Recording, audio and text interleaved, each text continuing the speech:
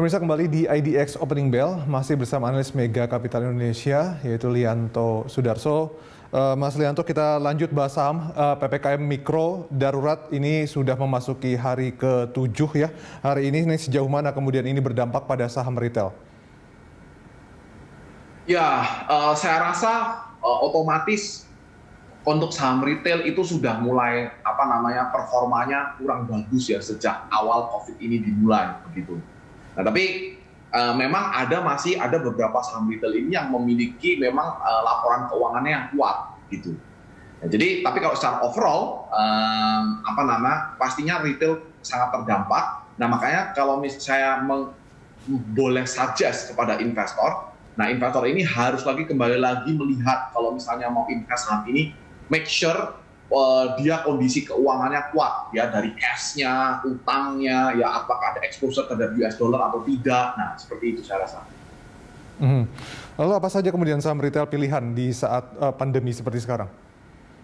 Retail, kalau saya pilih retail lagi kondisi pandemi seperti ini, saya akan pilih saham seperti Erafone. Ya, karena saham Era ini kita tahu bahwa dengan adanya PPKM, pandemi, kita belum tahu kapan kita bisa kembali ke office 100%, ya otomatis kita akan membutuhkan teknologi begitu. Nah, ya spare part ini paling banyak atau yang berkaitan dengan teknologi ini ya seperti komputer, hardware dan lain sebagainya itu bisa didapatkan dari ini gitu, dari saham ini yang satu ini gitu. Tapi kalau nanti pandemi ini udah usai, nah pasti retailnya berubah. Kita mungkin mau melihat seperti Ramayana atau MAP dan lain sebagainya, seperti itu. Jadi momentum terbaik bagi investor untuk beli saham teknologi seperti apa? Rekomendasi dari Anda? Kalau beli saham teknologi sendiri, saya rasa ini ya, investor bisa ikut IPO dari Bukalapak yang seperti saya tadi sempat katakan, hari ini sudah melakukan penawaran umum dan sudah mulai melakukan public expose. Tapi kalau misalnya investor tidak dapat, investor bisa mengambil sahamnya itu dari holdingnya. Ya di sini kalau Bukalapak kita tahu holdingnya adalah MTEK begitu. Nah, let's say kalau misalnya nanti Goto, Anda tidak dapat lagi sahamnya, Anda bisa lagi beli holdingnya. Contoh misalnya Telkom, atau Anda bisa beli holdingnya juga Astra gitu. Ya itu salah satunya yang bisa dilakukan oleh investor. Karena harus diingat, investor retail harus juga bersaing dengan investor institusi juga dalam mendapatkan sahamnya. Oke, dan perkembangan terbaru ini sejumlah BUMN konstruksi karya itu kan mendapatkan PMN ya. Ini apakah kemudian sahamnya bisa dikoleksi? Nah, kalau kita melihat sektor BUMN ini lagi kondisi COVID seperti ini, Anda mungkin bisa mengoleksi saham-saham ini, tapi jangan expect sahamnya bisa naik kencang dalam waktu singkat. Karena kenapa? Fokus pemerintah masih tertuju pada penanganan COVID-19 untuk social protection. Nah, nanti setelah COVID-nya udah mulai menurun, ya walaupun kalau kita tahu bahwa konstruksi ini kan termasuk sektor esensial yang harus terus jalan dengan prokes yang ketat ya. Nah, tapi harus diingat, yang terjadi pada BUMN karya ini sifatnya lebih recovery, bukan growing, begitu. Nah, jadi kalau recovery ya harus tunggu, begitu, bukan yang growing, gitu. Itu sih pesan saya sih. Boleh di-collect, tapi jangan expect ini buat trading, begitu. Kalau saham untuk sektor konsumer, rekomendasi Anda seperti apa? Kalau sektor konsumer sendiri, saya rasa mungkin kita bisa lebih selektif ya, lebih selektif.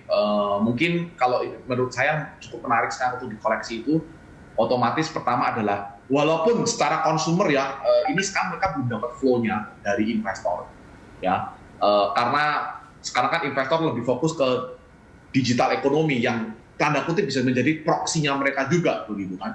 Nah, tapi kalau mungkin mau melihat saham-saham konsumer, saya sebenarnya tertarik juga dengan salah satu saham yang tadi sempat disebutkan sama itu adalah Gudang Garam. Nah, surprisingly, walaupun dia kena tax dan lain sebagainya, tapi dia memberikan dividen 2.600 per lembar saham. Kalau saya translate di penutupan hari kemarin, harga sahamnya itu berarti artinya dividen yield-nya itu sekitar hampir 6%. Wow, itu amazing banget loh. 6% kita nggak bisa dapetin deposito sekarang 6%. Ini 2.600 belum termasuk nanti upside-nya gitu. Nah ini bagus nih untuk dividend play untuk consumer yang suka atau investor yang suka dividend play. Gitu. Nah kalau konsumer seperti itu bagaimana dengan sektor komoditas Mas Lianto? Sektor komoditas saya rasa ceritanya udah hampir selesai ya. Karena kenapa? Kalau kita ngomong seperti tambang begitu, ini karena masalah dari flow. Tadi yang seperti saya katakan bahwa investor itu juga sekarang ini peduli banget namanya sama ESG, ya. Nah, masalahnya tambang-tambang kita ini banyaknya nggak ada di ESG ini, gitu. Kecuali kita harus menunggu mereka ini company-nya lebih berbenah dan company-nya nanti lebih banyak invest di sektor teknologi. Di sektor yang lebih caranya ESG begitu. Nah itu baru. Tapi ini akan long story gitu. Saya rasa komoditas ceritanya harusnya sudah nggak begitu pekat lagi sih. Gitu. Oke, mungkin terakhir rekomendasi saham untuk pekan depan seperti apa, Mas? Nah, saya rasa investor mungkin bisa fokus di saham sektor telekomunikasi ya, terutama untuk XL Axiata sahamnya. Nah, ini menarik banget karena cerita di dalamnya itu banyak sekali, oke?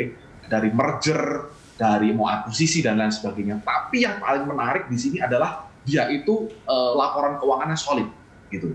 Nah, jadi menurut saya sih dengan kondisi laporan keuangan yang solid ditambah merger itu akan jadi bonus. Ya, jangan ambil saham hanya berdasarkan cerita merger and acquisition-nya karena kita nggak tahu itu kapan terjadi, gitu.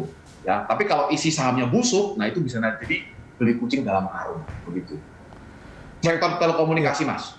Oke, baik. Terima kasih atas informasi dan juga rekomendasinya, Mas Lianto Sudarso, analis Mega Capital Indonesia.